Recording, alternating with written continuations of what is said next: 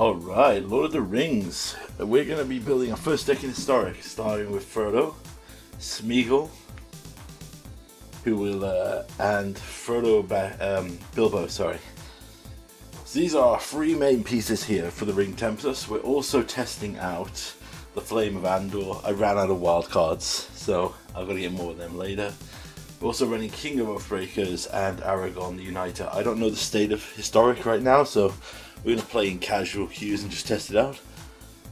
The rest of the deck is a slew of removal, counter spells, tutor effects, and removal. So what we want to do is drop Frodo into Smeagol, into Bilbo basically, and steal all of our opponent's lands. Sideboard is a combination of control hate, more weenie hate, life gain effects, and removal, and one additional Aragorn if I want to do it, because at some point I would like to do the turn 4 Aragorn into the turn 5 Niv play, but we'll see how that goes. So let's move into our first match here. We're up against an opponent in casual, and we get the all 7 lands mulled down into an acceptable 2. Since we don't have blue, we'll get rid of Bind, and we'll start with a trial. Opponent opens with a Mystic, so I'm not sure what this could be. But you know, we came here to play big. So let's start with Frodo. We could take out the Mana Dork, but I'd rather just play the Ring Bearers. They drop a Radha. So this is our turn 2 and I need to consider what we're going to play here. I'm going to use Smeagol. So what happens now is the Ring tempts us. Smeagol steals the first land out of their deck. So we look at this. This is basically real big stuff. The ultimate goal of this deck will be to mill our opponent out by stealing all their lands. Which would be funny if we can pull it off. So let's see what our opponent does here. They have 3 mana. They're in the tank for a while. They drop the Boseiju off the top of their deck, because that's Radha's ability. Swing in for free. I'm not going to bite the bullet here. They tap 2 and play a Scavenging Ooze. So fun thing here. Frodo must be blocked. So we could force him to block and take out the Mana Dork here. I'm considering what I want to do, but the first thing I definitely want to get rid of, because we still don't have blue mana, is while there's no creatures in the graveyard, we'll take out the Scavenging Ooze. Since there's nothing to get rid of, our opponent just leaves it and we'll go to attack. Now we get to loot with the ring. We'll get rid of Tyrant Scorn because again we don't have blue. And fortunately our opponent must block Frodo, so he takes them out there. And we'll drop a Karvu on 4 mana. Opponent goes up to 4 lands here and uses Bone Crusher to kill Smeagol. And now we get our blue mana, which is sad. So we'll drop Bilbo, get another Ring Tempt. So we'll get the ring all the way up to level 4 here. Put Urien into hand because we want to see what we can get here off our loot trigger. We'll exile a card here and loot. Get rid of a Fable. They can't block Bilbo, so we'll hit him in. They lose life, go down to 7.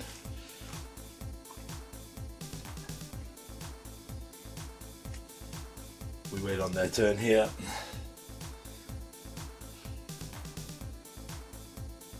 They Bone Crusher Giant to have another blocker and pass the turn. We find an Aragorn off the top, so we'll just play him. I think. Yeah, we play Aragorn here and we get to get the Ring tempt us again. We're going to go get Frodo in. We'll attack in with our 2 creatures here. Exile another card out of the graveyard. Loot away. Get rid of the land again.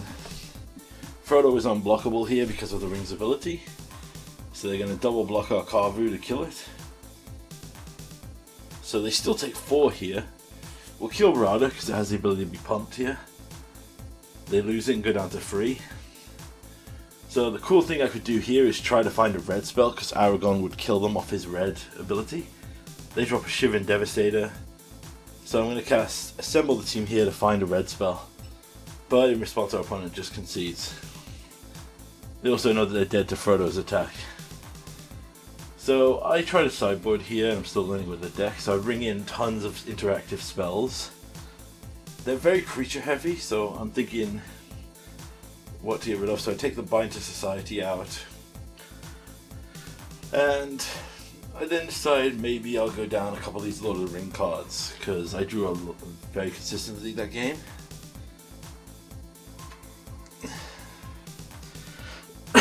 Match 2. We get the no land hand. So we mulligan again. Get an awkward start here with Fable. I've had a couple of people comment that Fable's a bit awkward in their testing, so I'm going to probably swap them out for some Triomes to get it going. But very solid here. And they, of course, because they've kept 7 first match and second match, have the double Burning Tree. Scavenging is perfect play here.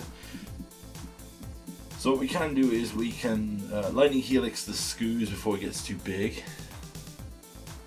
And then we can attempt, but we're going to need to draw our colours here. We take 4, opponent passes, we draw another card that we can't use, so we'll just Frodo, get the ring on it. Opponent has a removal spell. We do not draw any lands, so we're just going to concede here because I get, well, if honest, we're casual, I'm frustrated. I go and check the land count, which is 35, the exact same as my previous builds of Niv Mizzet in Explorer and Pioneer. But I'm just getting frustrated with how little I'm getting out of these cards. It's kind of the curse of the new card. If you get new cards, I find that the arena goes, hey, here's your new cards. So you can use them and decide to get more of them and spend money. We have a good spew here, so we'll go for a Triumph, turn 1. We have 2, so we can hold up a Lightning Helix for their turn 2 play if they have one. Which is a Burning Tree Emissary, so we'll just kill that in case they have something while the mana's on the stack. They just play a Mystic. So I have the cards here, so I'm going to use the Tyrant Scorn. I'm just going to keep their board clear. We're building to this Niv, hoping that the Niv will power us out of this. They're a Reckless Storm Chaser, so they've had like a perfect curve. We'll hit a Vanishing Verse, because we've got solid removal here. They got to 4 mana, have a Radha now. We'll play our Niv Mizzet. Sadly, it finds us literally nothing. We literally hit our 2 other Niv Mizzets in 8 lands. I need to look at the consistencies of this deck, but I literally just tried to build it very quickly here. I'm not going to block because that's obviously a bait. They start jumping away their graveyards here. I consider what I can do because my mana's a little bit awkward here with only 1 black. So I decided to board white, which in hindsight was probably a mistake. What I'm thinking is I can board white because I've got Frodo, I've got a Dig, and I've got 2 cantrips, but naturally they top deck a perfect draw here with the Chandra, and we just continue to stumble for anything. So, because of the way the mana is spewed out here, I'm just going to grab Frodo, see what our opponent does. They have the removal spell, so they're perfectly fine with the Frodo here. They took up their Chandra, which naturally finds them another Burning Tree. And then they have a Bone Crusher off the top. Yeah, I'm just amazed at their curve here. I'm insanely jealous. So I just try to draw some answers. Find 2 Bilbos. Shocking the land, play Bilbo here. I'm basically just playing for anything I can here. I'm going to assemble the team, and I find a few good answers here. Ultimately though, I decide to take Niv because the reload will be too valuable. But, so what I'm counting on is using Bilbo to survive, but naturally their Chandra top deck is the perfect removal spell to kill it, because of course it is. We get our ring level up to 3. Opponent attacks in, we're down to 7. They have their 4th Burning Tree Emissary, or the 8th if you look at it from the match. Playing Niv Mizzet, I've got to find a Vanishing Verse effect here, and we don't find it. We literally find the most terrible thing we could find. Well, we can burn down the Chandra here, but it's pointless because they magically draw a burn spell and they still have enough to tick down the Chandra. Yeah. 2 of the worst Niv reloads in the final match. It really felt like we were just not meant to win this game. Yeah, literally, they pulled like perfect to beat us there. Let's move to another match here. Unkeepable 7, again we have to mulligan. Keepable 6, we'll have to get rid of probably the Blood Crypt. because we have the Jund Triome that'll cover those lands, but I want to get a blue down first because I want a Growth Spiral if I can. And we have mono red, so this is going to be a race to the finish. Right, let's grab that blue mana. Shock in, we'll pass, we'll use Growth Spiral in response here. But our opponent misses their land drop, so that means their hand must be stacked. They swing in with Fervent Champion, so we'll Growth Spiral, drop a Triome, pass back. I consider my options here, but I'm going to choose Bilbo, the Retired Burglar, because he can make us treasures, and free toughness is pretty good against a board of 1/1s if they don't draw any removal.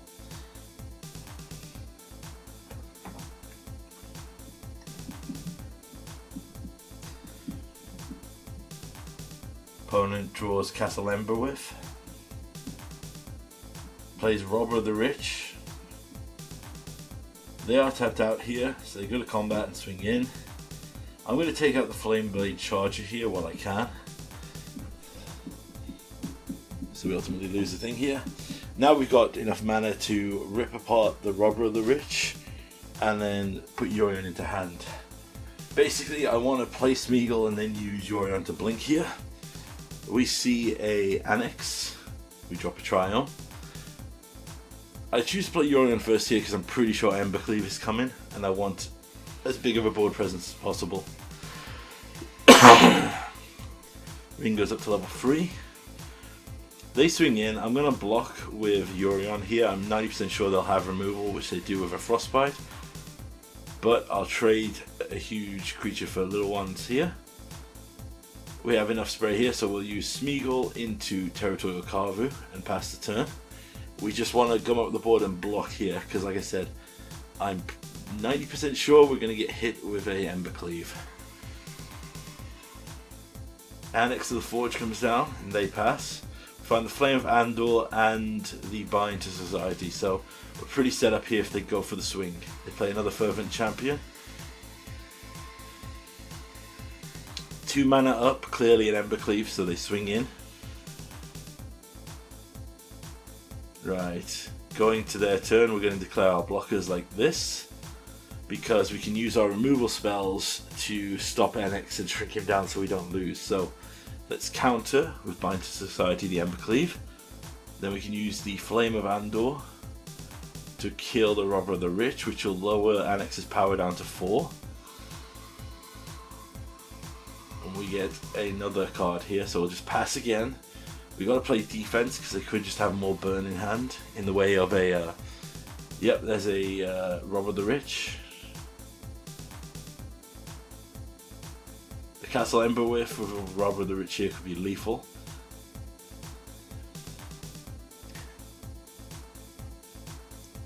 Attack in and loot with the ring. Bilbo will make us a treasure if they don't block with the Fervent Champion, so we'll loot away a land.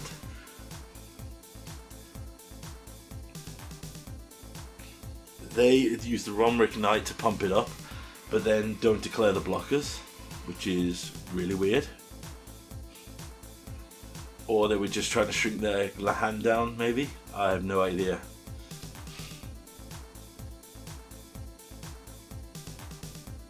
They play the Rimrock Knight here, so we will start just thinning out their board here. Use a Vanishing Verse. Right, we have enough here, we'll use another land, loot away a land, swing in. Does our opponent go for the block now? Nope. We're making another treasure.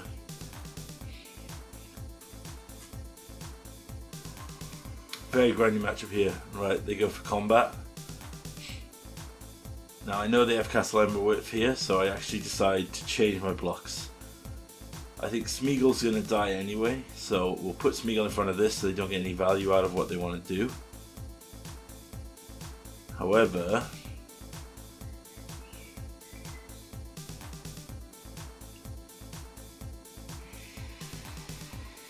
after some consideration, we check out our thing. They're playing another Embercleave, which I think was a misplay if I'm honest.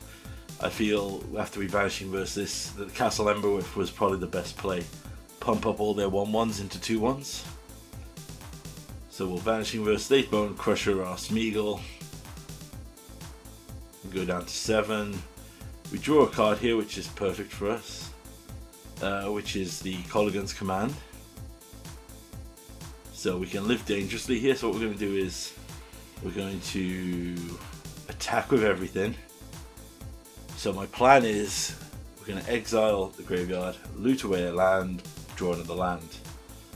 Now we can use Kolaghan's Command to rebuy Yorion and kill the Rumruk Knight. Then we can blink our board with Yorion, fully upgrade our ring here, and have enough blockers to survive. Put the ring on Yorion here. Our opponent plays a Bone Crusher, doesn't attack. So we go to combat here and we attack. If they don't block the Kavu with the Bone Crusher here, they lose the game. So we'll loot away a land and draw another Smeagol. Because if Yorion connects, they're going to lose an additional 3 life anyway, so it's Xaxes.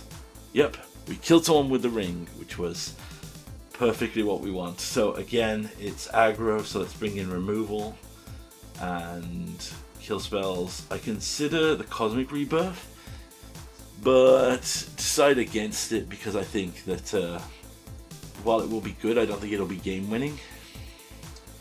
Take out the Binds of Societies, obviously they're a bit slow in this matchup. We'll take out the Assemble the team because while it is great digging through a third of our deck, I don't think it'll win us this match. We don't really want to take a turn off to dig. We have a dream hand. Literally we have the 3 ring cards we want to play in sequence. So let's use Fable Passage here. We're up a game so we can afford to be greedy here. They Rimrock Knight, pump up their champion to a 3-1. We'll crack down, get a green. Right, shock in here. We consider what we could play, but I'm gonna go with Frodo Baggins. Get the ring up to level 1 and make Frodo the ring bearer. Now they either have to remove him or play a slower game because they can't get through the free toughness. We'll shock in and we'll go with Smeagol. So we'll get tempted by the ring and steal their first land, which, surprise surprise, is red. Of course it's red. And we are on course here for a great sequence of stealing lands and doing stuff. Opponent plays Torbran, which is scary. And they swing in with a Fervent Champion, which is interesting but not the worst. I consider, and I decide to be super greedy, we take the hit. So what I'm going to do is I'm going to play a Territorial Kavu, play this tap so I have all 5 mana base here, and I can use Vanishing Verse on Annex of the Forge here. Our opponent is reading their Castle Emberwith. They go to combat and swing in with everything but Torbran and activate the castle. So before we go any further, I'm just going to exile the Annex. Now I can just block the Fervent Champion. Right, let's do this. Bilbo Baggins comes in, and we double get tempted by the ring here. Steal 2 lands from our opponent. The ring is now fully upgraded. I'm going to play a land untapped. Play the other Smeagol to Legend Rule it, which will give us an ETB for entering, and then a end of turn, it will give us an end of turn Smeagol will trigger because a creature of ours died. We'll steal another land from them. This is absurdly fun. I really enjoy this strategy. They have another Annex here and a Rimrock Knight.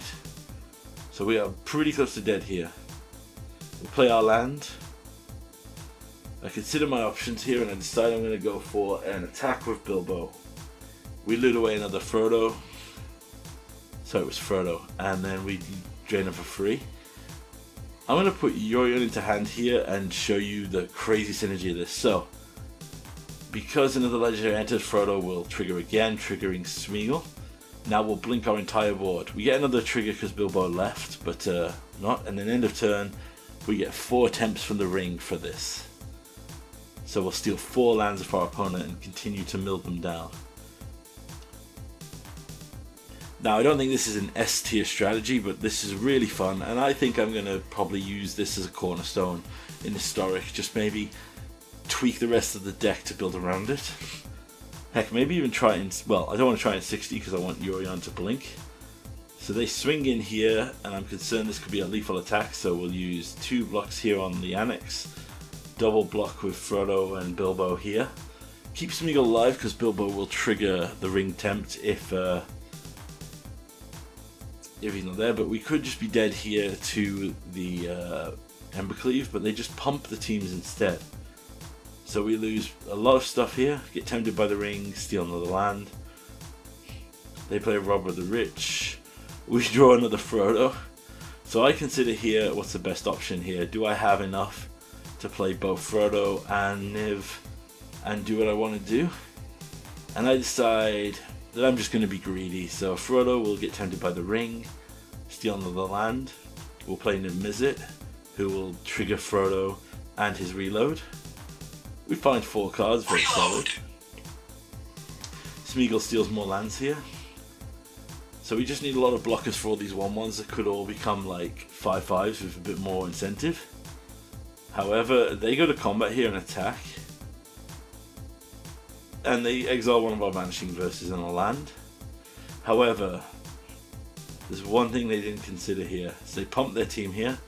We have their Faceless Havens that we stole from them. So we'll activate both of these as additional blockers.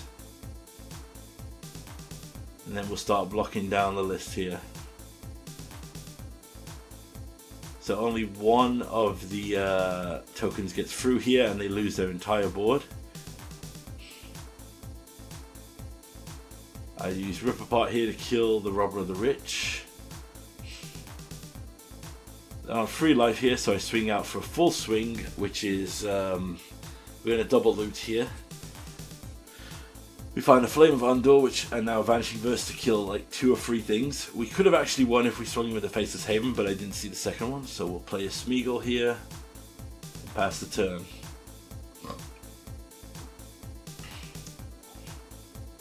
Our opponent goes for a Frostbite here, so we'll just Vanishing Verse the token. They Frostbite Smeagol and concede. Solid games. Definitely a lot of work to do on the deck, but a lot of fun.